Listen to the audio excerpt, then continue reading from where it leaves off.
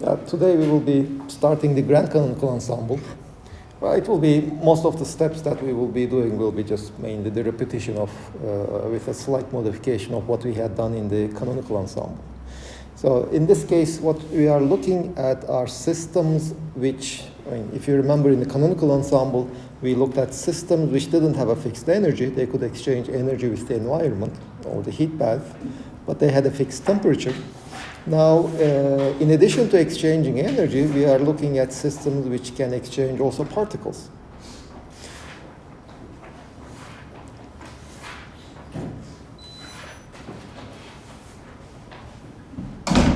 For example, if you look at the atmosphere, the air in this classroom, you see it's in contact with the environment. It can exchange energy through the windows and through the walls. But it can also exchange particles through the open window, through the cracks under the wall. So this is a typical system where we can use the grand canonical ensemble. Now, one kind of system we will study is, hopefully today we will also start looking at them, are phase transitions. For example, if you consider phase transitions, you have a solid, as an example, you can have the liquid. Your friend is drinking coffee. So that coffee has a vapor. So we can look at liquid-vapor phase transition. How does it come about? That system is, for example, the vapor phase. You see, when we are defining subsystems, we are quite flexible. You can say that the subsystem I want to consider is the molecules that are in the vapor phase. And the molecules that are in the liquid phase forms another subsystem of the whole system. And each of these subsystems can exchange particles with each other. Like you get condensation and you get evaporation, or they can also exchange energy. So those are the things that we will be looking at. So let's start with first looking at, you see, this is my system. It has an energy, let's say, ES, and number of particles, let me put NR. You see, in your book, the notation used is R is usually used to denote different number of particles. And S is usually denoted to specify the microstate for a given number of particles.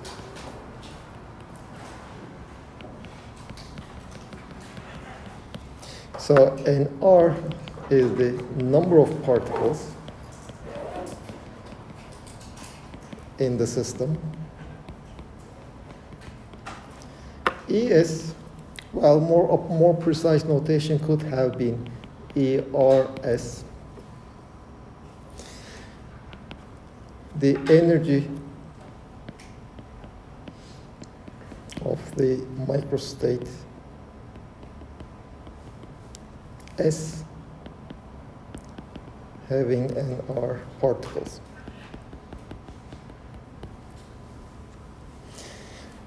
And the environment also has an energy. Let me denote them by prime and a certain number of particles NR prime.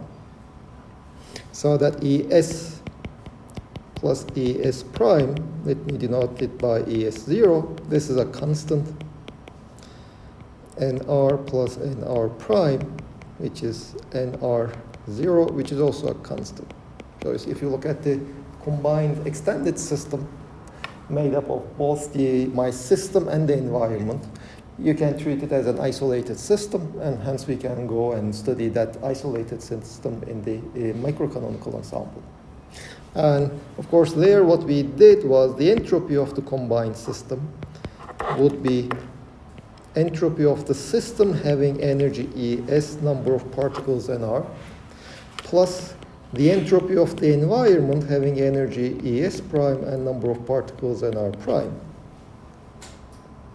And then we can ask what are the values of ES and NR that maximizes this entropy. That is the principle in the microcanonical ensemble. So let's see, if we take the derivative with respect to ES, remember ES prime is also a function of ES, since the total of ES plus ES prime is a constant. Well, this is equal to derivative of the first term with respect to ES. Of course, keeping everything else constant. Well, let me just put V. Plus the derivative of the second term with respect to, let's say, ES prime, keeping everything else constant, times the derivative of ES prime with respect to ES. This should be 0. But this derivative of entropy with respect to energy is nothing but the temperature. So, and this is -1.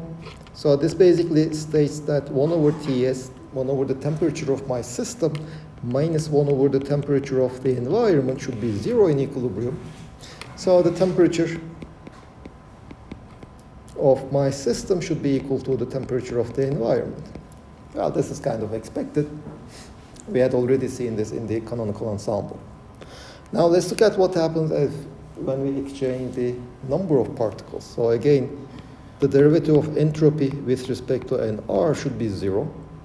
Well, this derivative will be the derivative of the first term with respect to nr, plus the derivative of the second term with respect to nr prime, times the derivative of nr prime with respect to nr. This should be equal to 0. Again, as nr changes by 1, nr prime changes by -1, because we started by assuming that their sum is constant. By the way, the sum of the particles need not be constant. For example, you can apply this principle to chemical reactions.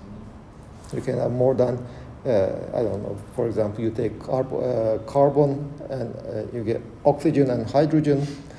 They can react and they can form water. So in this case, the number of molecules is not a constant during this chemical reaction. In that case, that derivative will not be -1. Well, we will study the chemical reactions later on.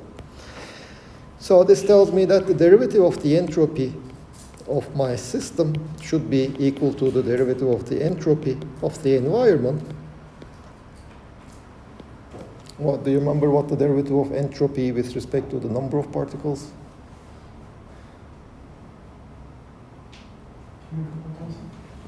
Not just the chemical potential and something else. Now you see du is TdS minus mu dN minus pdV plus mu dN. So ds is minus mu over t dN plus the remaining terms. So derivative of entropy with respect to the number is minus the chemical potential over the temperature. So this is minus mu over t should be equal to minus mu prime over t prime. But the temperatures are same in equilibrium. So t and t prime are the same, which, because we had already seen that, which basically tells us that in equilibrium, chemical potentials of the systems exchanging particles should be equal. Well, if you look at a chemical reaction, they will not be equal, but they will have various coefficients.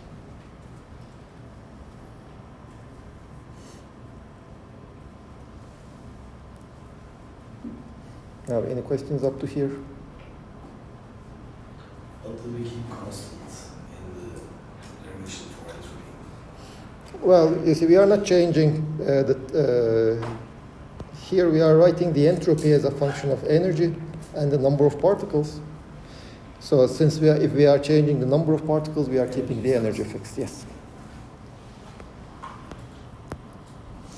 Now what we are interested in is what is the probability that my system will have a specific number of particles and will be in some microstate S. Well, this will be equal to the number of ways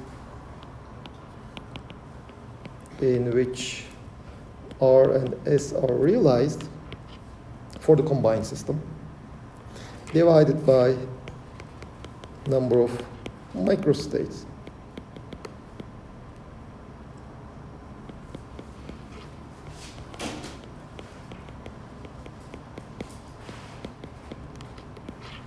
This is a probability.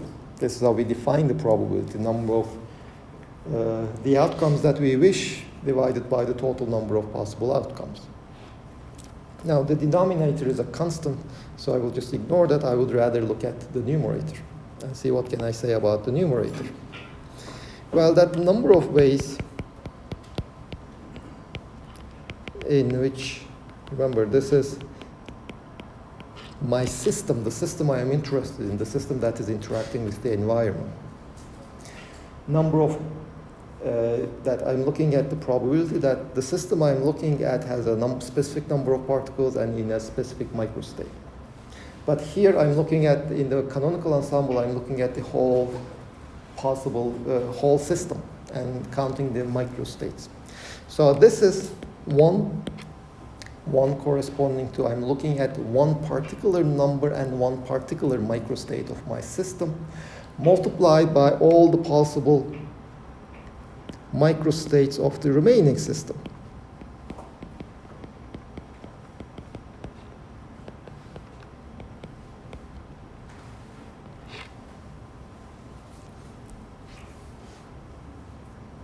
So it's if I'm looking at one particular microstate of my system, whereas at the same time the external environment can be in, 10 different microstates, then the combined system, the number of states that the combined system will be such that my system will be in that particular number and particular microstate will be just 10.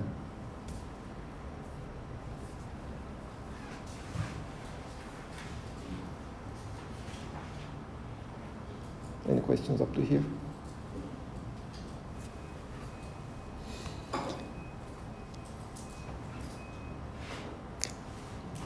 So this PRS will be proportional to this one, omega prime, E0 minus ER, N0 minus NS.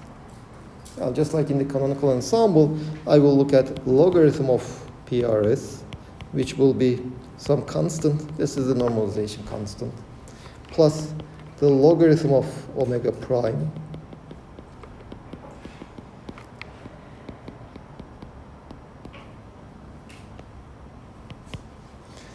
well, now I'm just I will be making a Taylor expansion. This is the logarithm of omega prime. Let me put to 0, meaning that it is evaluated at E0 and N0, plus derivative of the logarithm of omega prime 0 with respect to E0, multiply with minus ER, plus derivative of the logarithm of omega prime with respect to N0, multiply by minus NS, plus all the other terms.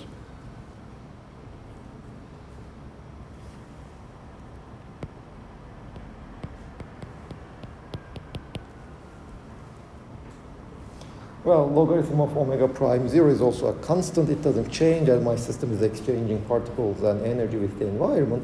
So the constant and the logarithm of omega prime is itself a constant. Well, remember the logarithm of omega prime is nothing but the entropy over K.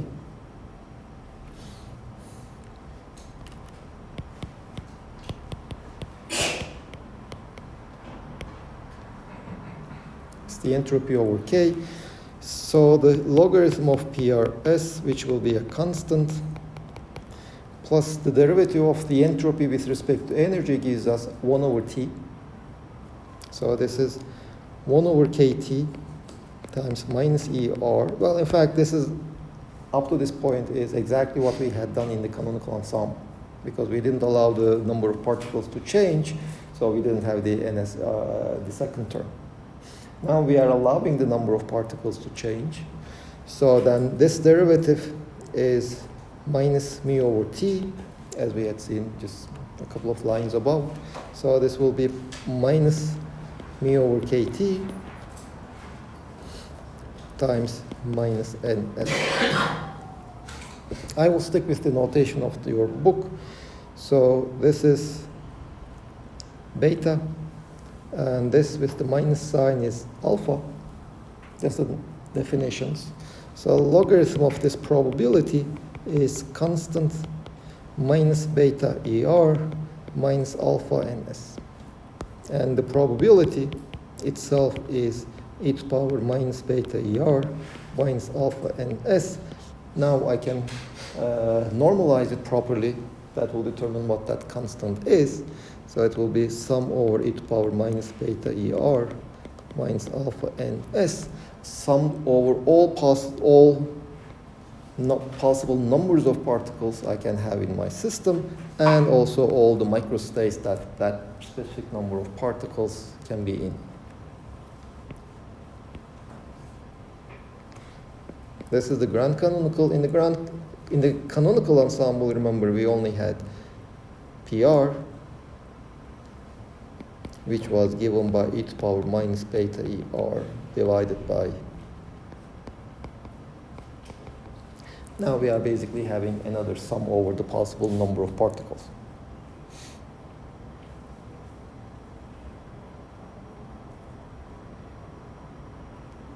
So any questions up to here?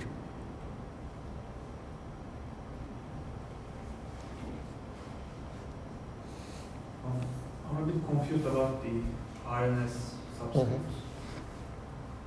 Do we use it? R number of particles, S the microstate. Let me see. Okay, so. Do you see the mega prime? Hmm? The arguments for mega prime? I think that's what the subscripts are. Yes. Yeah. It's a little confusing.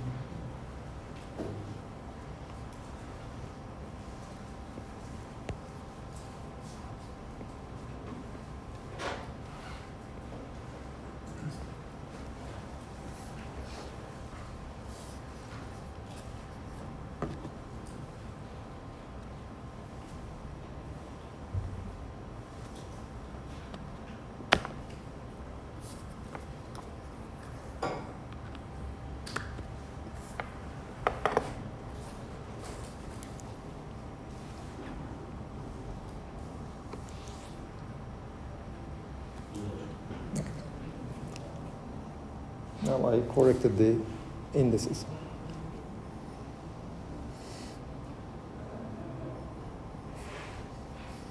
Other questions? So NR is the total number of particles within the system, right? No. I mean, you see, the system doesn't have a number of particles, a fixed number of particles.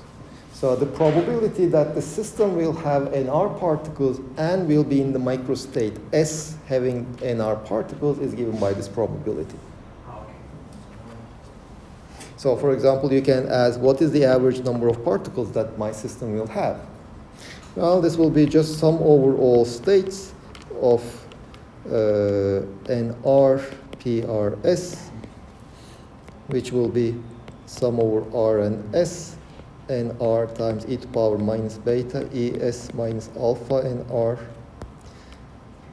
divided by the normalization, which you can write, if you want, as minus the derivative with respect to alpha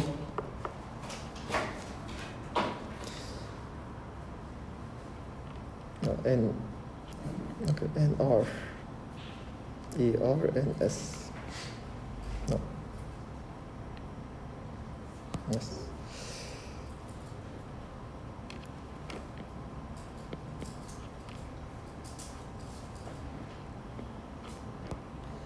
Derivative with respect to alpha of so-called the grand canonical partition function divided by the grand canonical partition function, or minus the derivative with respect to alpha of logarithm of the grand canonical partition function. In this derivative, we are keeping beta constant, and since we are assuming that as we change alpha, ES do not change, we are also keeping V constant.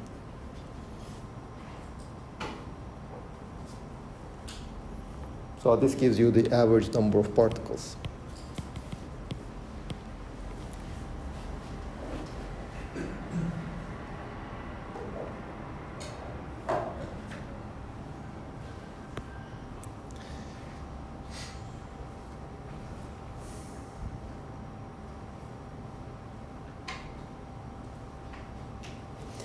Any questions?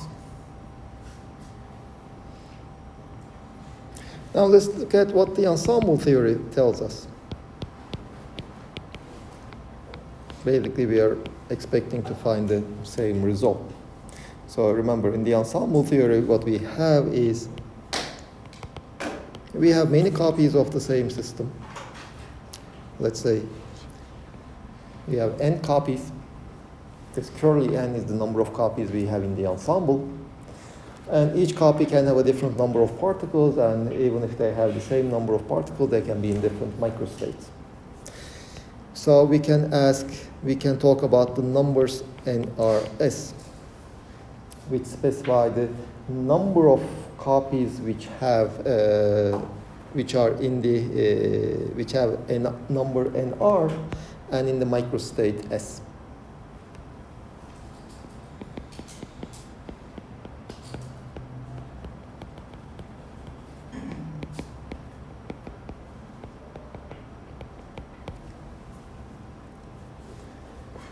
Well, of course, not just a single copy of the ensemble have the same sets of numbers NRS. We have many ensembles which correspond to the same set of numbers. And the number of ensembles which correspond to the same set will be given by n factorial divided by NRS factorial multiplied over all of them. So just exchanging copies. They give me a different ensemble, but they still correspond to the same numbers NRS.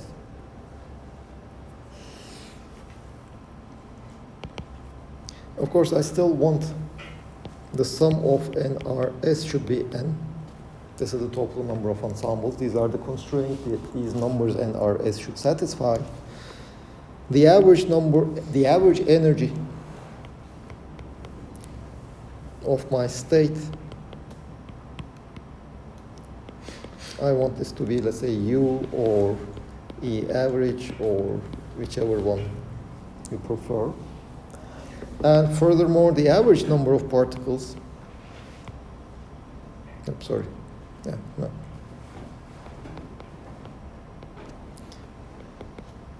This will be N average N, or just simply N. So these are my constraints. Now the question is, let's say that I have infinitely many ensembles. What is the most probable distribution of these numbers NRS? Well, the most probable distribution will be the one for which omega NRS is maximized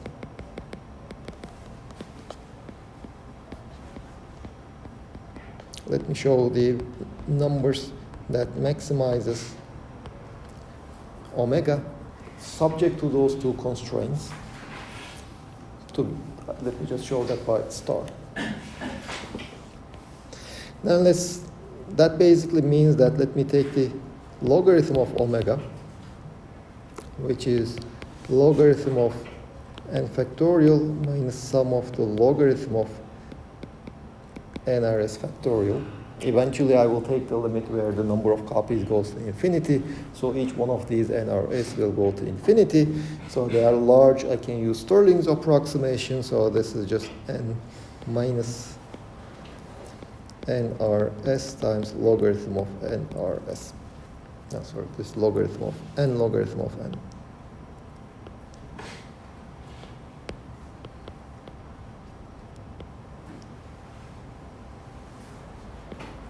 Stirling approximation tells us that logarithm of n factorial will be n logarithm of n minus n, but those second terms, they just cancel.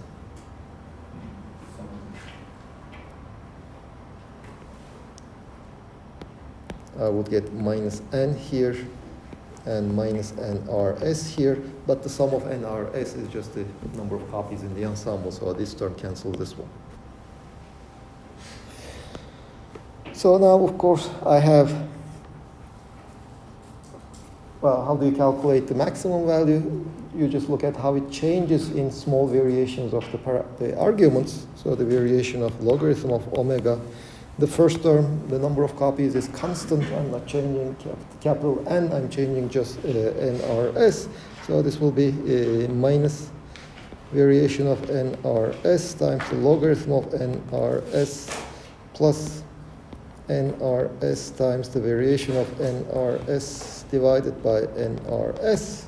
So these will cancel. The variation of logarithm of omega will be minus variation of nRs logarithm of nRs plus 1.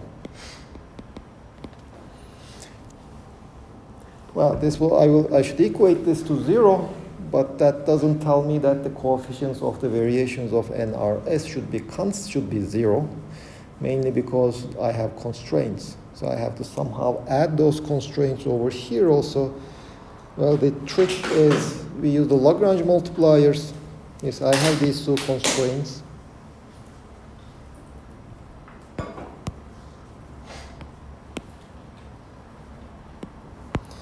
The first one basically tells me that sum over ES variation of nRs should be equal to 0, because I want to keep the average constant.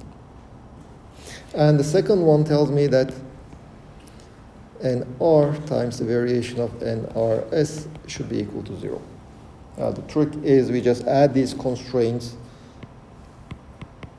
to our variation of logarithm of omega. Let me add plus alpha, no, beta, minus beta, ES variation of nRs minus alpha, nr variation, no, of nRs. This should be equal to 0, which tells me that, well, I already calculated everything here. This is minus the variation of nRs logarithm of nRs plus 1. This is from the variation of logarithm of omega plus beta ES plus alpha and alpha. This should be 0. Now I added the Lagrange multipliers. I can assume I can treat all the delta nRs as independent. So for this to be satisfied, the coefficient should be 0. So this should be 0, which tells me that nRs, the most probable value, satisfy this condition. Some constant times e to power minus beta ES minus alpha nr.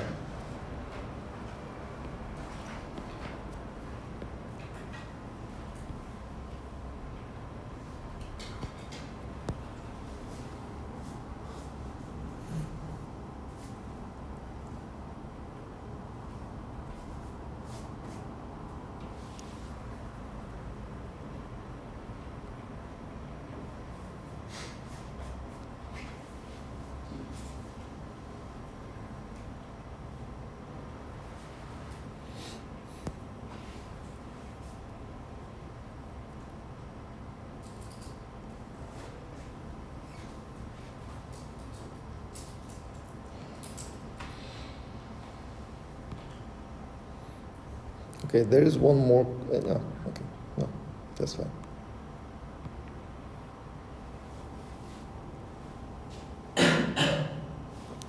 So the probability,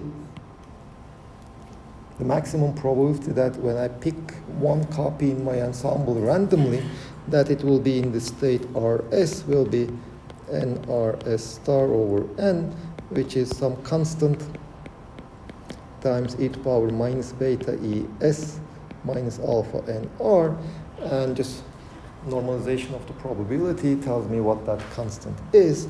So this is e to power minus beta ES minus alpha n alpha over nr, sorry. So we recover back the original probability that we obtain using considering the extended system in the canonical ensemble, microcanonical ensemble, and then studying the probabilities there. What are these beta and alpha? Well, they are there to satisfy our constraints. You see, U should be equal to e to power minus beta ES minus alpha nr times ES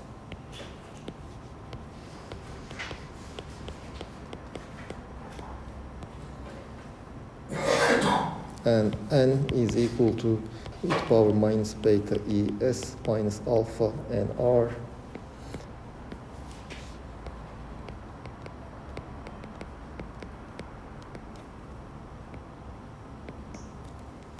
So these two conditions tell us what alpha and beta are.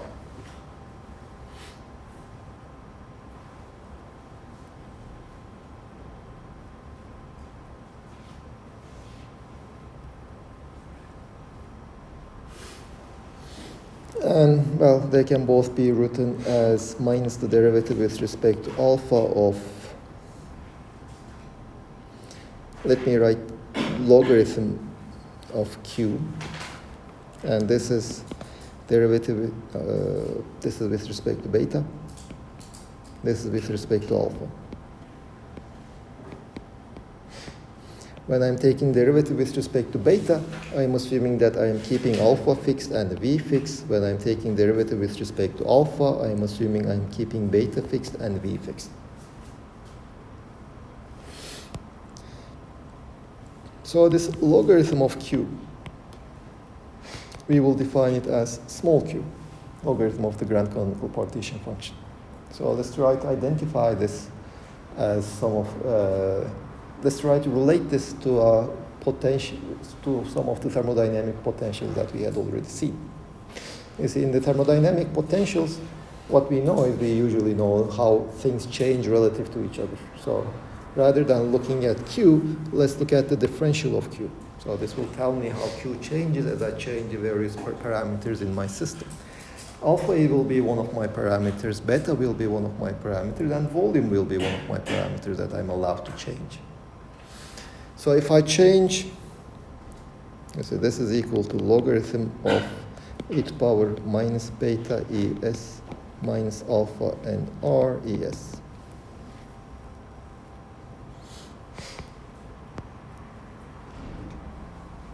So this is equal to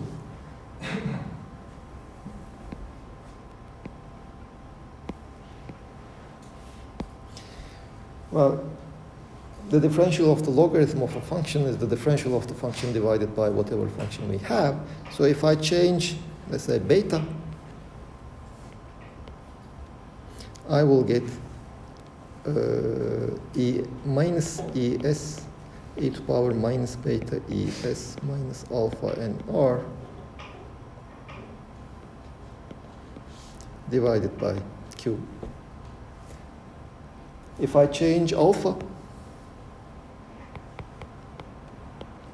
minus nr e to the power minus beta es minus alpha and r divided by q. And I can also change es. Well, the changing es will be done by changing the volume, but let me keep it as changing es. So this is plus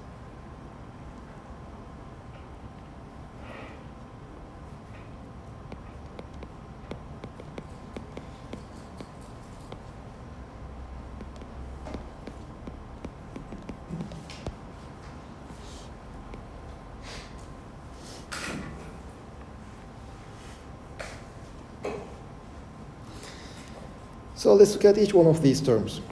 Well, the first term, you see, e to the power minus beta blah blah divided by q is just a probability that my system will be in the, will have a number in r, will be in the microstate with energy es, in the microstate s, so that's nothing but the average energy. So that is minus e d beta. Well, the second term is minus n d alpha. Let's look at the last term. The last term will be minus beta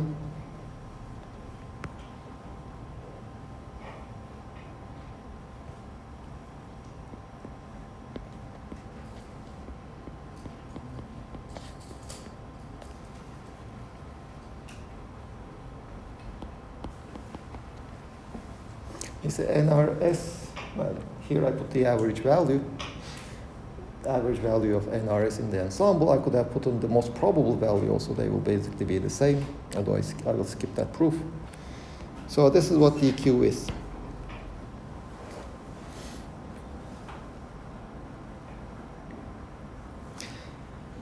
Well, I don't know what alpha and beta are, so I cannot really compare them with the differentials of any other thermodynamic properties, but I know what E and N are. So let me just change this as differential of Q plus beta E plus alpha N. This will be equal to beta dE plus alpha N minus beta over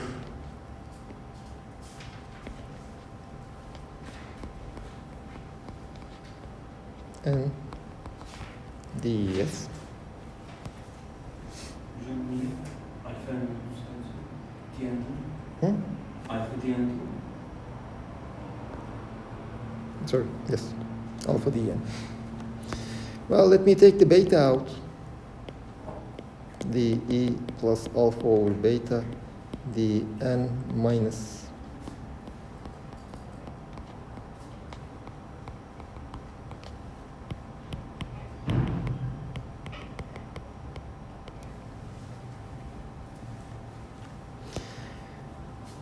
let me compare this with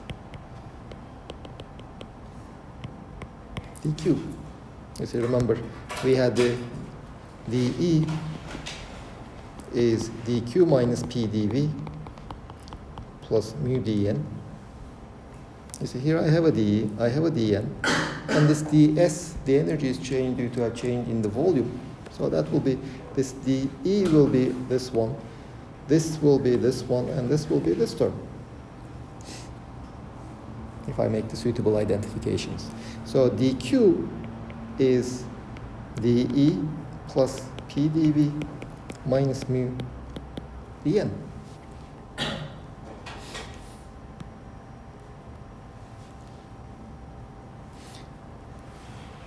And this dQ is TdS that I will also use. Well, let's see. If we make this identification, you see this term should be this one. So alpha over beta should be identified with minus mu. Well, this is actually, if you like, this is minus PS dV, the pressure of the microstate S.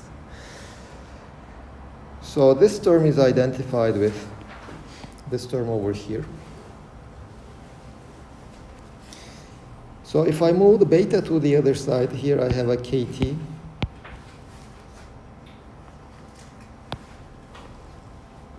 Oh, sorry, 1 over beta.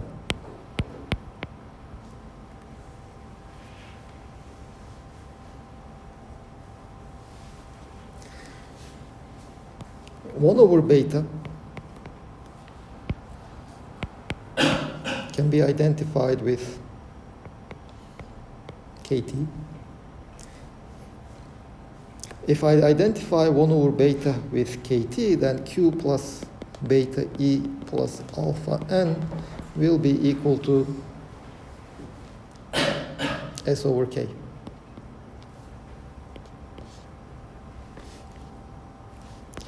So Q plus beta is 1 over KT times E. Alpha is minus mu over KT. And this is equal to S over K.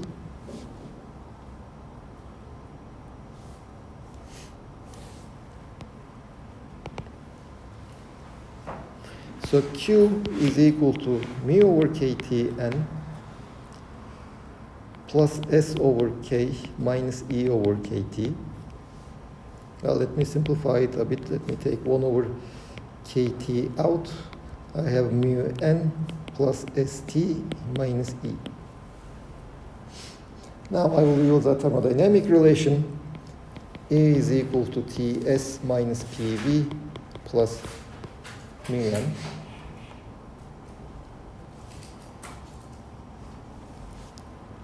Which tells me that this Q potential, so-called Q potential, is 1 over KT mu n plus Ts minus Ts plus PV minus mu n. Well, mu n's cancel, Ts's cancel, so this Q potential is now PV over KT. So if I calculate this Q potential for a given system, I already know what PV over KT is.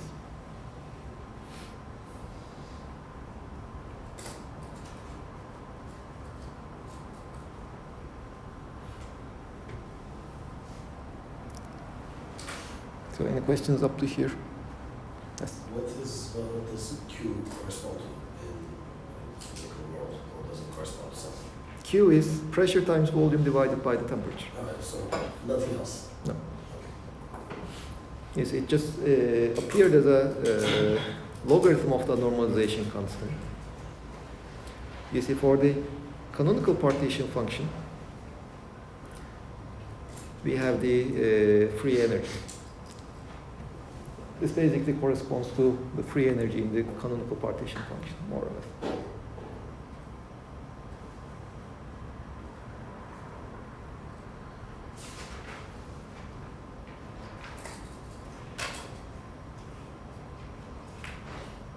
Other questions?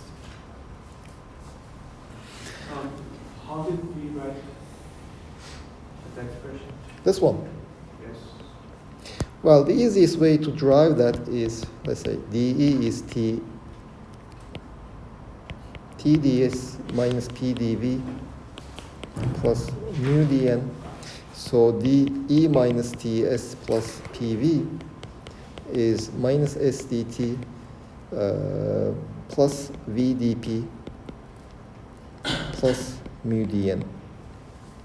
Let's give this a name, G. This is an extensive quantity which depends on temperature, pressure, and the number of particles. Oh, So it has to be equal to n times some function of temperature and pressure. If you take the derivative of this function with respect to n, keeping everything else constant, it has to be the chemical potential, so this is n times mu.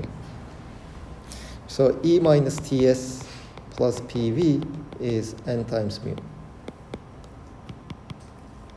which is this relationship over here.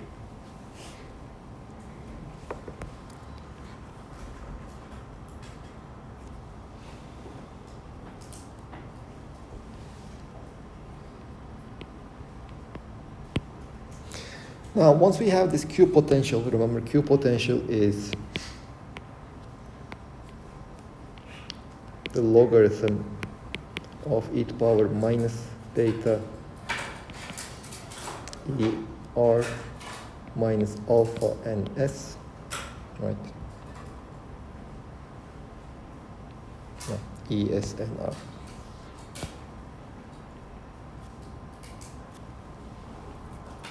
The number of particles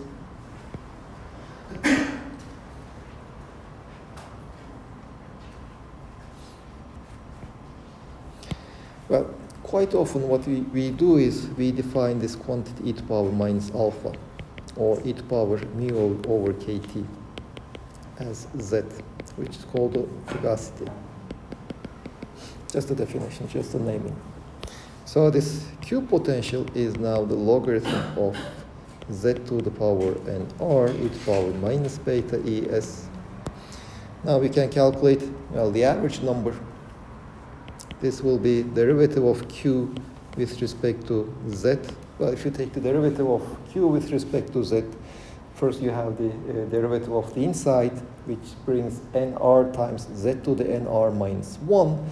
Well, I want it to remain z to the nr, keeping beta and volume constant. This is the number. The energy will be the derivative with respect to beta, keeping z and the volume constant. So basically you can calculate everything you want just starting from this Q, which is, by the way, nothing but logarithm of the grand canonical partition function.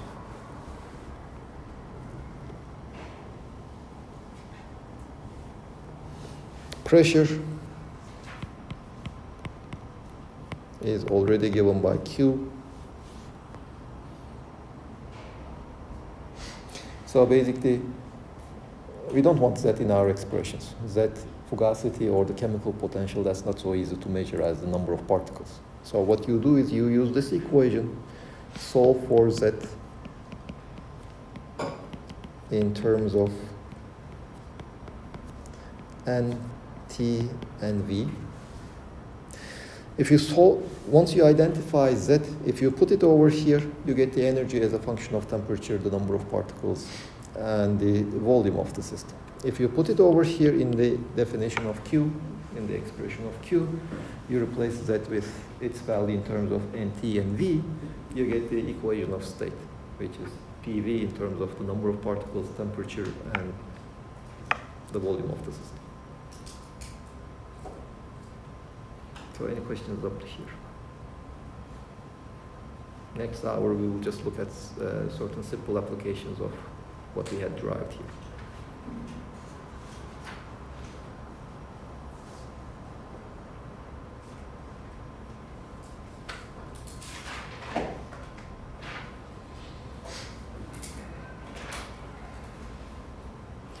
So let's give a 10-minute break here, and we will continue after the break.